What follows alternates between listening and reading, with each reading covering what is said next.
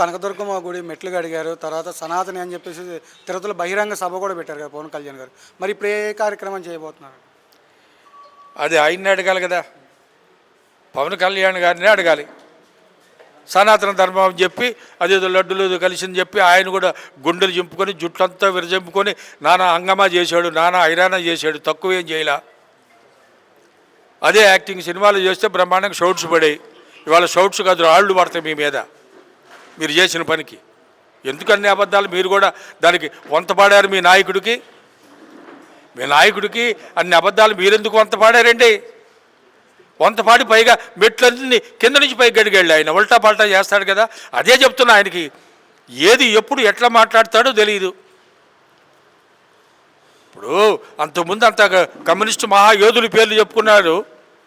ధనార్దన్ వెంటనే ఒక fine warning మాట్లాడి కాషాయం వేసుకొని నేను సనాతన అంటాను. సనాతన వాట్ ఏంటి సనాతన అంటే ఏంటి అర్థం ఏంటి? కొద్దిగా జనానికి చెప్పండి.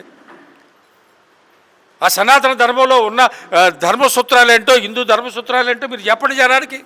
అది కాదు, అదేం కాదు. మీ నాయకుడు మీ పెద్ద, మరి ఆయన ఏం చెప్తాడో అది మీరు చెప్పడం. ఆయనేమో ఏదో విధంగా ఇప్పుడు ఆయన జాలక పక్కన ఈయన ఒక బాకా తప్పిస్తే ఈయన మాత్రం ఏం చేస్తున్నాడని ఇవాళ ఈయనకేం తెలుసని అదొక మాలోకం అంతే. ఇక అలానే 24 నెలల్లోనే 3 లక్షల చిల్లర కోట్లు అప్పు చేయడాన్ని, ఏ పథకాలు ఇవ్వకపోవడానికి దీన్ని ఎలా చూస్తారు? ఎలా చూసేదే ఉంది, అడుగుతున్నాం కదా. 20 నెలల్లో 3,11,000 చేశారు మీరు ఇప్పటికీ.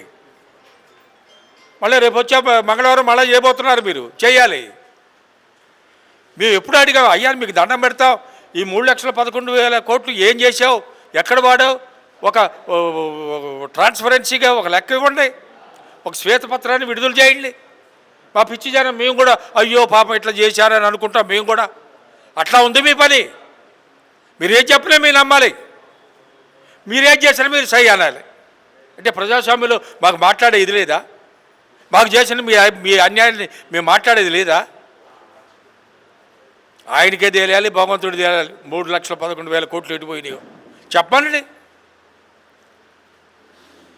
కానీ ఇది సంపద సృష్టిస్తా అన్నారు. కానీ ఇంతవరకు ఎటువంటి ఆదాయమే తగ్గిపోయింది కదా. దీని ఎలా చూస్తారు? సంపద సృష్టిస్తున్నాడు కదండి. లూలుకి ఇచ్చాడు మాలు, వాడికి సంపదనిచ్చాడు.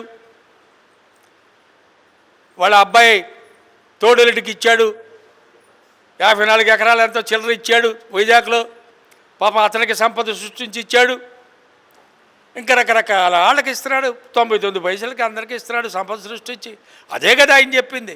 ఎవరికి సంపద? మనకు కాదు, ప్రజలకు కాదు, ప్రభుత్వానికి కాదు, ప్రైవేటు వ్యక్తులకి, సొంత మనుషులకి, సొంత నీ కుటుంబ సభ్యులకి సంపదను సృష్టించే కార్యక్రమం మీరు చేసి మీరేం తప్పల్లా. కరెక్టే చెప్పారు, మేము అర్థం చేసుకోవడం తప్పు.